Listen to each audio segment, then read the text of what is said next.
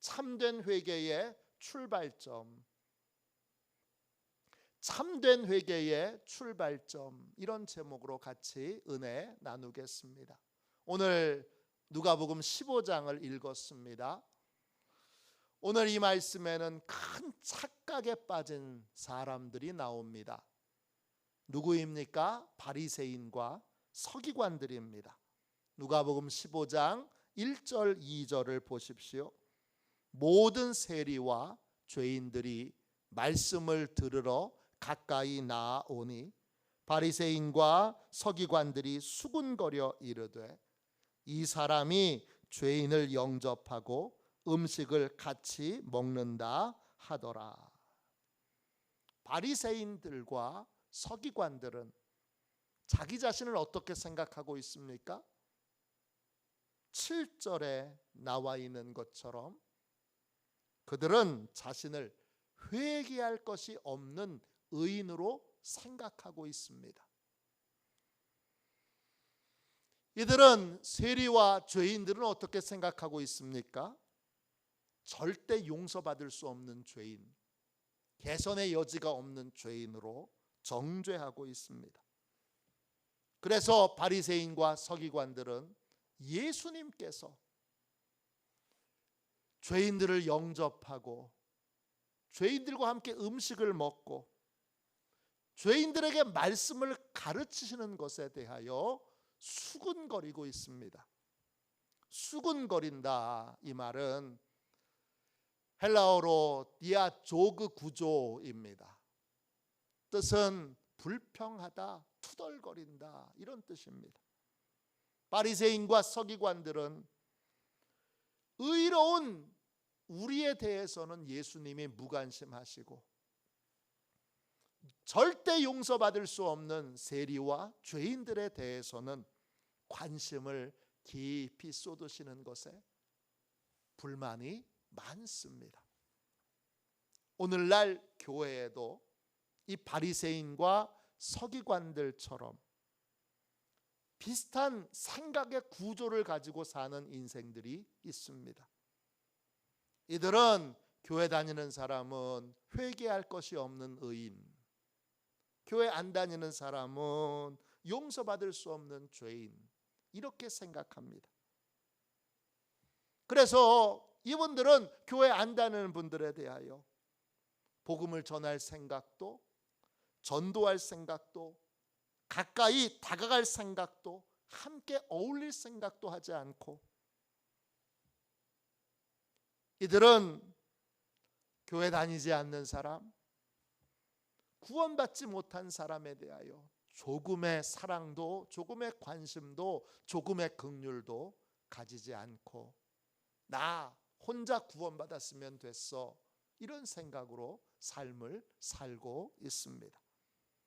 이런 분들은 교회 안 다니는 분들이 교회에 나오게 되면, 그분들을 잘 알게 되면 그분들의 과거가 어땠더니, 뭐가 문제라느니, 행실이 어떻더니, 그래서 교회 나올 자격이 있냐 없냐를 따지면서 그렇게 불평을 합니다. 예수님은 이런 생각의 구조를 가지고 있는 사람들의 생각을 바꾸기 위해서 한 가지 비유의 말씀을 주십니다. 그 비유가 바로 잃은 양의 비유입니다. 비유의 내용은 다음과 같습니다. 어떤 목자가 양 100마리를 돌보고 있습니다. 그런데 한 마리의 양을 잃어버렸습니다.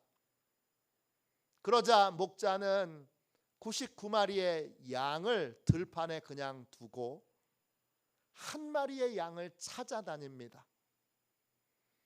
목자는 그 양을 찾을 때까지 포기하지 않고 찾을 때까지 끝까지 추적하여 결국 찾아냅니다. 잃어버린 양을 찾았을 때 목자는 환호성을 지르며 기뻐합니다. 그리고 이웃과 또 친구들을 불러서 축하하는 잔치를 엽니다. 목자가 제일 기뻐한 건 잃어버린 양, 그 양을 찾았기 때문입니다. 예수님이 이 전하신 비유의 결론이 뭐죠? 예수님이 이 비유를 통해서 말씀하시려고 하는 것은 무엇입니까? 예수님은 이 비유의 결론을 이렇게 말씀하십니다. 누가복음 15장 7절입니다. 내가 너희에게 이르노니 이와 같이 죄인 한 사람이 회개하면 하늘에서는 회개할 것 없는 의인 99으로 말미암아 기뻐하는 것보다 더하리라. 이른 양의 비유는 우리의 예상과 달리 회개에 대한 말씀입니다. 예수님은 한 사람의 회개에 대해서 말씀하셨고 또 회개할 것이 없는 의인에 대하여 말씀하셨습니다.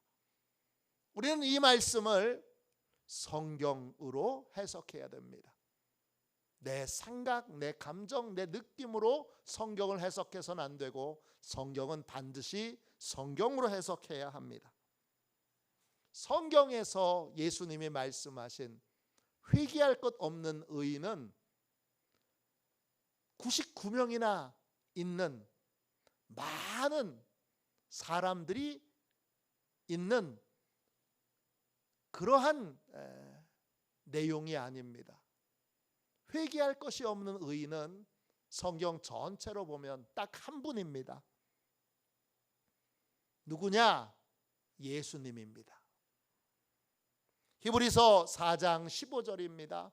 우리에게 있는 대제사장은 우리의 연약함을 동정하지 못하실 이가 아니요 모든 일에 우리와 똑같이 시험을 받으신 이로되 죄는 없으시니라. 예수님은 인간의 몸을 입고 이 땅에 오신 하나님이십니다. 예수님은 우리와 똑같이 시험을 당하셨기에 우리의 연약함을 깊이 이해하십니다. 그런데 우리와 다른 점이 있습니다. 예수님은 우리와 달리 죄가 없으십니다. 우리와 다르다는 건 반대로 말해서 우리 모두는 다 죄인이라는 것입니다. 단 한 사람도 예외 없이 예수님을 제외하고는 우리 모두는 다 회개해야 할 죄인이라는 것입니다. 로마서 3장 10절입니다. 의인은 없나니 하나도 없으며. 예수님 외에 회개의 과정을 거치지 않아도 되는 의인은 한 사람도 없습니다.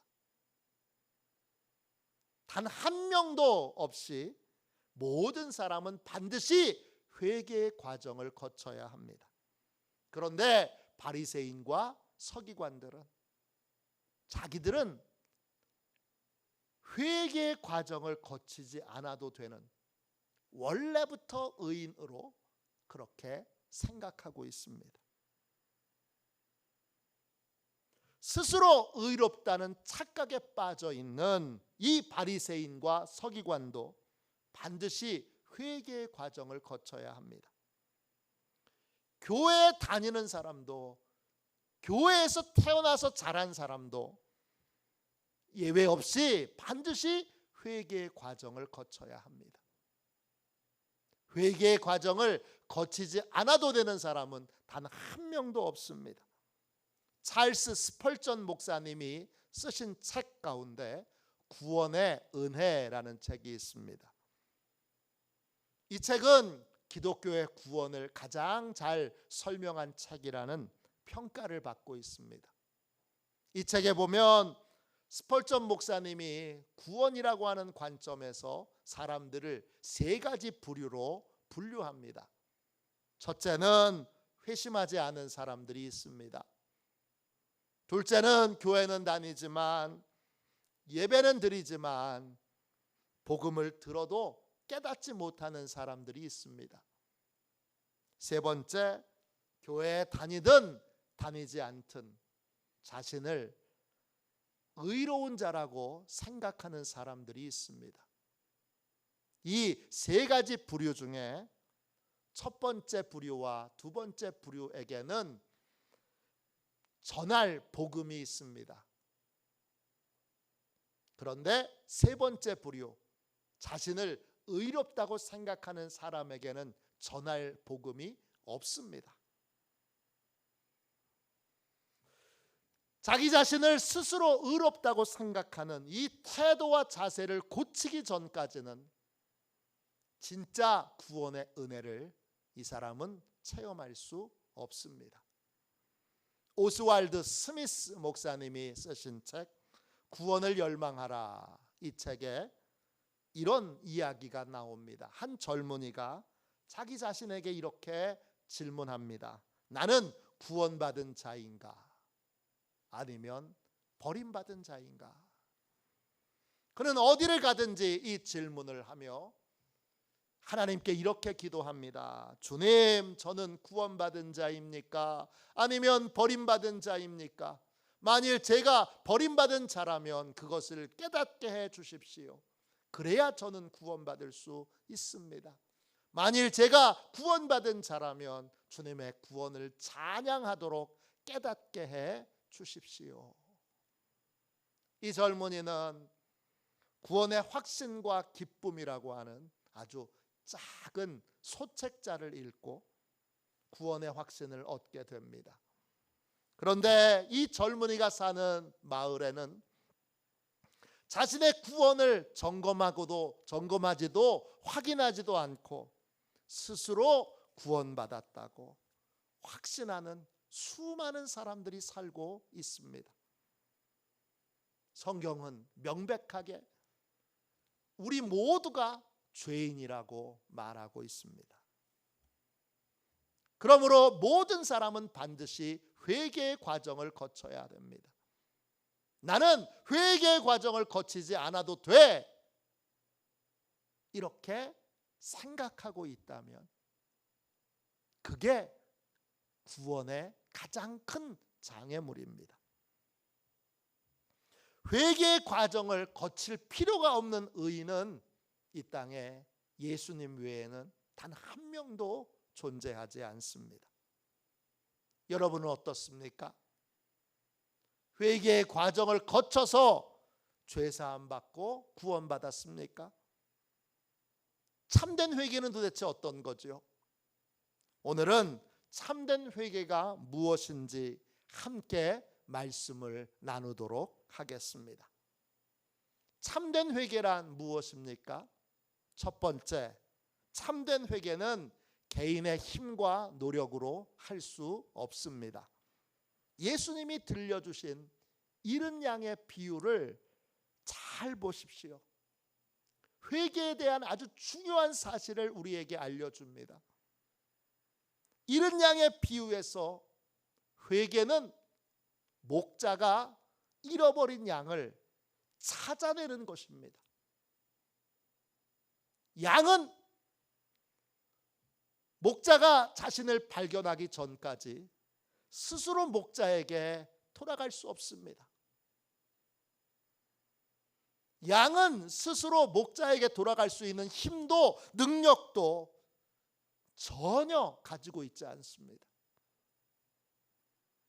참된 회개는 목자이신 하나님에게서 시작됩니다. 회개는 내가 열심히 노력해서 나로부터 회개가 시작되는 것이 아니라 회개는 하나님으로부터 시작되는 것입니다.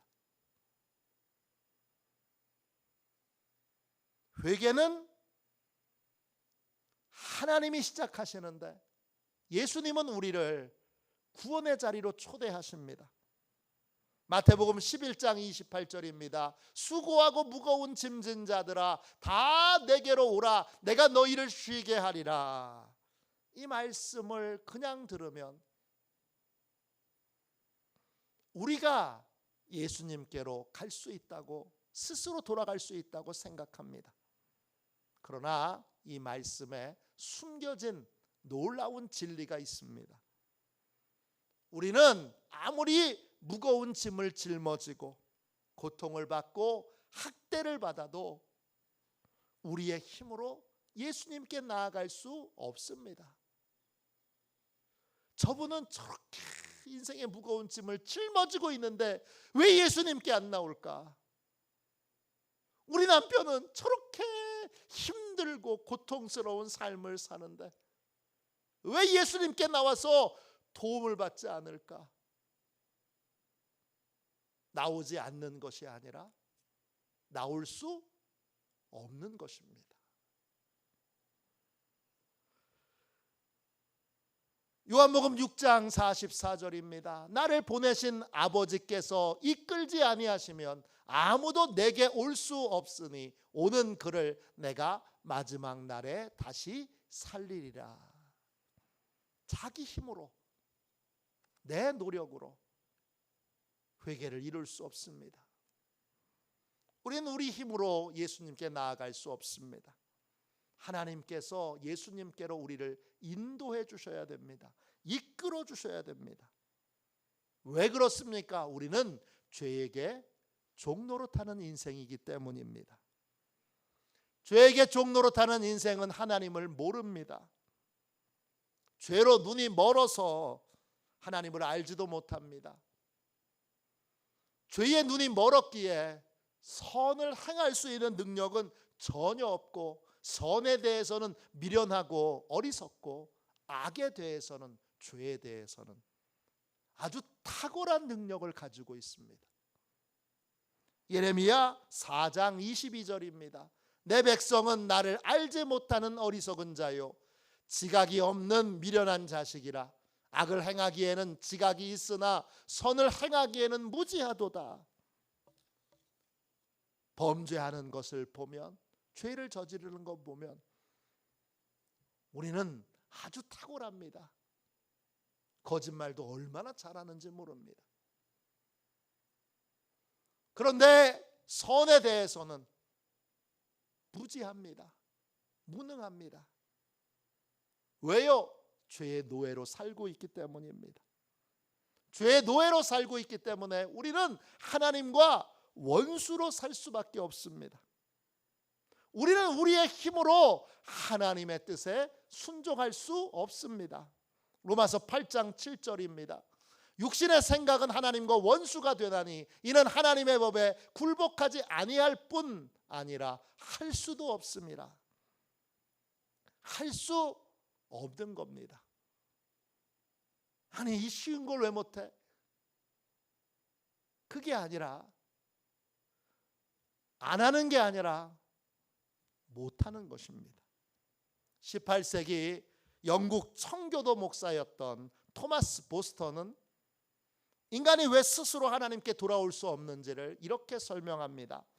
죄가 영혼의 창을 닫자 모든 것이 깜깜해졌습니다. 온통 어둠의 땅이 되었고 죽음의 그림자가 드리워졌습니다. 그곳은 빛이 없고 어둠뿐입니다. 어둠의 제왕이 그곳을 다스립니다. 어둠의 일 외에는 아무것도 이루어지지 않습니다. 우리는 이렇게 영적으로 눈먼 상태로 태어납니다. 따라서 은혜의 기적이 없이는 다시 살아날 수 없습니다. 이것이 거듭나지 않은 사람의 현실입니다. 우리는 우리 자신을 보거나 다른 사람을 볼 때 왜 진심으로 회개하지 않을까? 왜 진심으로 뉘우치지 않을까? 이해할 수가 없습니다. 그러나 복음의 눈으로 보면 새로운 이해의 지평이 열립니다. 회개하지 않는 것이 아니라 회개할 수 없는 것입니다. 우리를 찾아와 주시는 하나님의 은혜가 임하기 전까지 우리는 자기 힘과 노력으로 회개할 수 없습니다. 어느 목사님께서 한 교회에 초청을 받아서 그 교회에서 부흥회를 인도하게 됐습니다. 부흥회 첫날 찬송가 94장을 불렀습니다. 찬송가 94장 뭔지 기억하시나요? 가사는 다음과 같습니다. 주 예수보다 더 귀한 것은 없네. 이 세상 부귀와 바꿀 수 없네. 영 죽을 내 대신 돌아가신 그 놀라운 사랑 잊지 못해. 2절 주 예수보다 더 귀한 것은 없네. 이 세상 명예와 바꿀 수 없네. 이전에 즐기던 세상 일도 주 사랑하는 마음 뺏지 못해. 3절입니다. 주 예수보다 더 귀한 것은 없네. 이 세상 행복과 바꿀 수 없네. 유혹과 핍박이 몰려와도 주 섬기는 내 마음 변치 못해. 후렴입니다. 세상 즐거움 다 버리고 세상 자랑 다 버렸네. 주 예수보다 더 귀한 것은 없네. 예수밖에는 없네. 이 찬송가 1절을 부르는데 갑자기 하나님이 목사님의 마음에 회개하는 마음을 주십니다. 이런 질문이 던져졌습니다. 내가 과연 이 찬송을 부를 자격이 있는가? 예수님께서 내가 부르는 이 찬송을 들으실 때 마음이 어떠실까? 가사 내용만 보면 당연히 예수님이 기뻐하시겠지만 만약 내 마음은 실제로 그렇지 않은데 가사만 따라 부르고 있다면 그건 예수님의 마음을 너무나 힘들게 하는 찬송이 아닌가. 사람들이 말로만 사랑한다고 하고 속마음은 전혀 다를 때 사랑한다는 말을 듣는 사람의 마음이 얼마나 힘든가. 나는 지금 찬송으로 예수님을 힘들게 하고 있지는 않은가. 하나님이 이런 마음을 목사님의 마음에 주셨습니다. 그래서 목사님이 찬송을 부르다가 찬송을 중단시키고 회중들 앞에서 하나님이 자신에게 주신 그 마음을 이렇게 솔직하게 고백했습니다. 그런 다음에 이렇게 도전했습니다. 여러분, 다시 이 찬송을 부를 때에 찬송가 가사처럼 주 예수밖에 더 귀한 것이 없는 사람으로 찬송합시다. 진짜 예수님을 위하여 세상 부귀, 세상 명예, 세상 행복, 세상 즐거움, 세상 자랑 다 버린 사람으로 찬양합시다. 찬양을 부를 마음의 준비가 안 된 분은 부르지 마시고 그런 믿음을 주시도록 간절한 마음으로 기도합시다.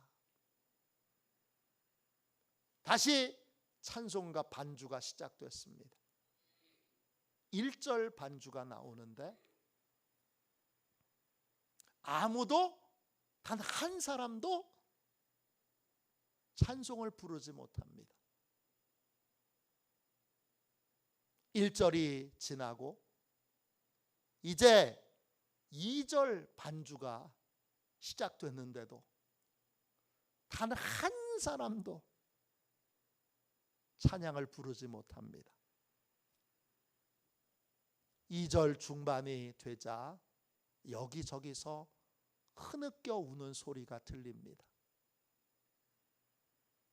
그날 그 순간 그곳에 있는 모든 분들에게 내가 부르는 찬송과 실제의 삶이 얼마나 다른지를 하나님이 깊이 깨닫게 해주셨습니다. 설교한 대로 찬송한 대로 살지 못하는 것이 예수님을 얼마나 괴롭게 하는 일인지를 깊이 그날 그 자리에 있던 모든 사람들이 깨닫게 됐습니다. 우리는 자기의 힘과 노력으로 회개할 수 없습니다. 참된 회개는 하나님께서 우리를 찾아오실 때 비로소 시작됩니다. 둘째, 참된 회개란 무엇입니까? 참된 회개는 하나님께서 우리 안에 들어오셔서 진실을 깨닫게 해주시는 것에서 시작됩니다. 참된 회개는 목자이신 하나님이 우리를 찾아오실 때 시작됩니다.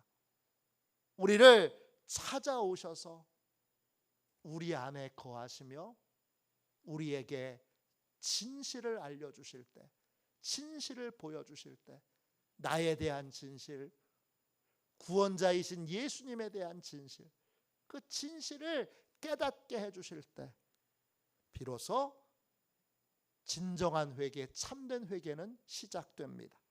요한복음 14장 16절부터 17절입니다. 내가 아버지께 구하겠으니 그가 또 다른 보혜사를 너희에게 주사 영원토록 너희와 함께 있게 하리니 그는 진리의 영이라. 세상이 능히 그를 받지 못하나니 이는 그를 보지도 못하고 알지도 못함이라.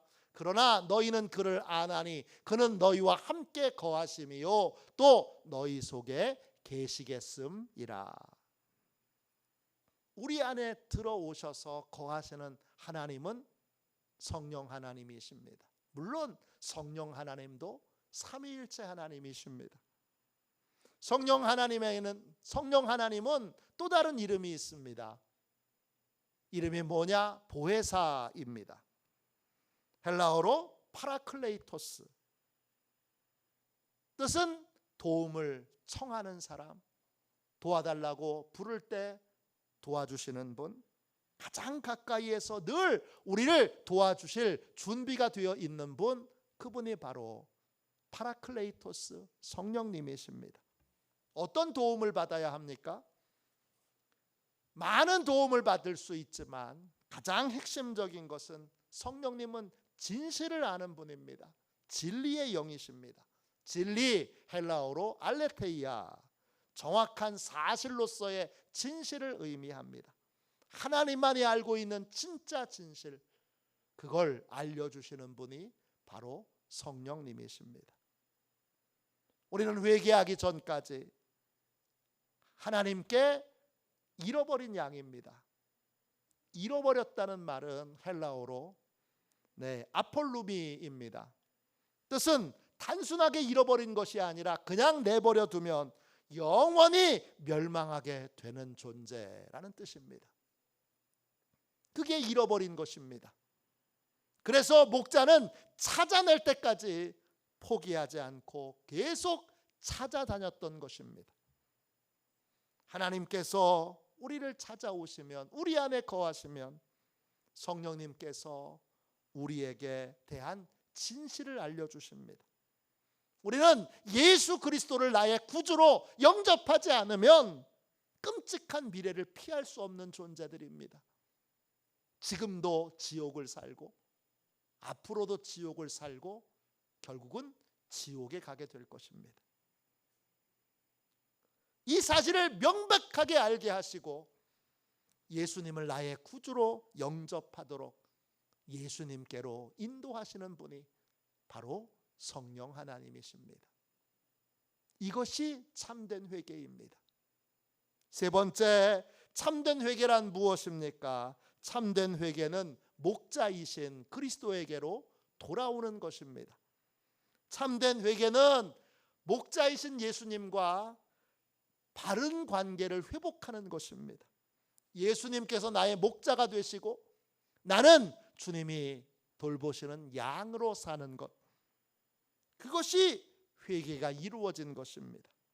예수님이 나의 목자가 되셔서 예수님의 인도를 구하고 예수님의 인도를 따르고 예수님의 말씀에 순종하는 양으로 사는 것, 이것이 회개한 사람의 모습입니다.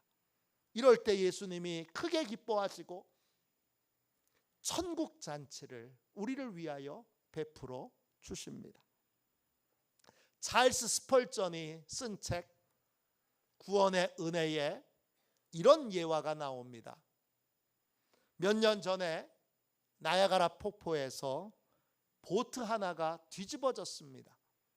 그 보트에 타고 있던 두 사람이 급류에 떠내려가고 있는데 강가에 있던 사람들이 어렵게 두 사람에게 밧줄을 보냅니다. 사람들이 던진 밧줄을 두 사람이 모두 간신히 잡을 수 있었습니다. 그 중에 한 남자는 그 밧줄을 끝까지 잡고 육지로 나옵니다. 그런데 또 한 사람은 그 밧줄을 잡고 있는 순간에 갑자기 그 옆으로 거대한 통나무가 스쳐 지나가는 것을 보고 밧줄을 붙드는 것보다는 크고 든든한 통나무를 붙드는 것이 더 안전하겠다 생각이 들어서 그 통나무를 붙들게 됩니다.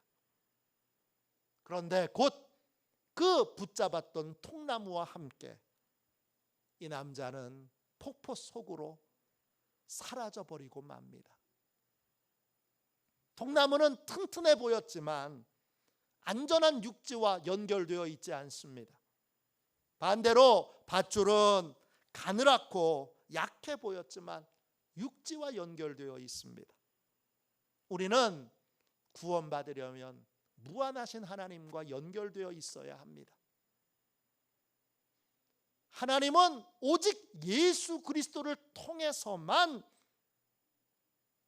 연결될 수 있습니다. 만세반석이신 하나님과 연결하는 유일한 줄이 예수 그리스도입니다. 예수 그리스도 외에는 어느 누구도 하나님과 연결될 수 없습니다. 그러므로 예수 그리스도를 꽉 붙들어야 합니다. 왜냐? 예수 그리스도가 유일한 구원의 밧줄이기 때문입니다. 회개는 목자이신 예수 그리스도와 바른 관계를 회복하는 것입니다. 다른 것보다 제일 우선해서 목자이신 예수님과의 관계를 회복해야 됩니다. 당당하게, 정확하게, 진실되게 고백할 수 있어야 됩니다. 예수님은 나의 목자, 나는 예수님의 양. 예수님의 인도를 구하고 예수님의 인도를 따르는, 예수님의 말씀에 순종하는 양으로서의 삶을 살고 있어야 합니다. 이것이 회개를 통과한 사람의 모습입니다. 마지막 네 번째로 참된 회개란 무엇입니까? 넷째, 참된 회개는 온전한 순종을 통해서 이루어집니다. 참된 회개는 내 노력과 열심으로 되는 것이 아닙니다. 참된 회개는 하나님의 열심과 하나님의 노력으로 이루어지는 것입니다. 그러므로 언제든지 우리는 하나님의 말씀에, 하나님의 방법에 순종해야 합니다. 우리의 가족들이나 친척들이나 친구들을 참된 회개의 길로 인도하려면, 그래서 진정한 구원의 은혜를 체험하도록 하려면 우리는 내 방법대로 기도해서는 안 되고 내 방법대로 순종해서는 안 되고 반드시 예수님의 방법대로 기도하고 예수님의 방법대로 순종해야 합니다. 어느 목사님이 하나님께 이렇게 기도했습니다. 하나님, 아무개 영혼을 구원해 주세요. 그러자 하나님이 어느 날 그 기도를 들으시고 이 목사님에게 이렇게 감동을 주십니다. 나는 지금도 그 영혼을 구원하기 위해 전심전력을 다하고 있단다. 구원해 주세요, 구원해 주세요, 구원해 주세요라는 그 기도를 하나님이 들으실 때 어떻게 들으셨느냐? 하나님, 더 노력해 주세요. 더 애써 주세요. 더 힘써 주세요. 그렇게 하나님이 들으셨다는 것입니다. 이 사실을 깨닫게 된 목사님은 하나님께 이렇게 기도하게 됩니다. 하나님, 그럼 영혼 구원을 위해 제가 어떻게 기도해야 할까요? 그때 하나님이 성경 말씀을 하나 알려주십니다. 마태복음 9장 38절입니다. 추수하는 주인에게 청하여 추수할 일꾼을 보내주소서 하라. 이 말을 듣고 목사님은 한 가지를 분명하게 깨닫게 됩니다. 목사님은 그 영혼은 하나님이 자기한테 맡겨주셔서 반드시 나를 통해서만 구원받게 될 거라고 생각하고 그 영혼을 구원해달라고 기도했습니다. 누굴 통해서? 나를 통해서. 그러나 내가 아니라도 이 내가 구원하는 사람과 말이 잘 통하는 전도자가 반드시 있을 거라는, 하나님이 그런 전도자를 예비해 놓으셨을 거라는 생각이 들었습니다. 그래서 목사님은 이렇게 기도하기 시작했습니다. 하나님, 아무개 영혼이 분명히 말을 알아들을 수 있는 사람이 있을 겁니다. 저는 그가 누구인지 알지 못하지만 하나님은 아십니다. 아무개에게 복음을 전할 준비된 사람을 보내주셔서 그를 회개의 길로, 구원의 길로 인도할 수 있게 해 주세요. 하나님이 가르쳐 주신 기도로 2주간을 간절히 기도했습니다. 그랬더니 하나님이 정말 가장 알맞은 사람, 그분이 말을 들을 수 있는 사람을 보내주셔서 그를 회개의 길로, 구원의 길로 인도하여 기도를 시작한 지 2주 만에 교회에 나오게 됐고, 그리고 얼마 지나지 않아서 예수님을 영접하게 됐습니다. 무려 15년 동안이나 그 영혼을 구원해달라고 기도할 때는 아무런 응답이 없었는데, 아무런 역사도 나타나지 않았는데, 하나님의 방법에 순종했더니 2주 만에 즉시 응답이 되었습니다. 참된 회개의 길로 인도하려면 하나님의 열심을 인정하고 내 방법이 아닌 하나님의 방법에 순종해야 합니다. 참된 회개는 나의 열심이 아니라 하나님의 열심에서 시작됩니다. 하나님이 찾아오시기 전까지 어떤 영혼도 스스로 마음을 돌이켜 하나님께로 돌아갈 수 없습니다. 왜 못 돌아와? 왜 못 돌아옵니까? 죄에게 종노릇하고 있기 때문입니다. 어떤 영혼이든지 회개의 길, 구원의 길로 인도함을 받으려면 하나님이 찾아오셔야 됩니다. 하나님이 그 영혼 안에 들어오셔서 우리의 실상을 정확하게 깨닫게 해주셔야 합니다.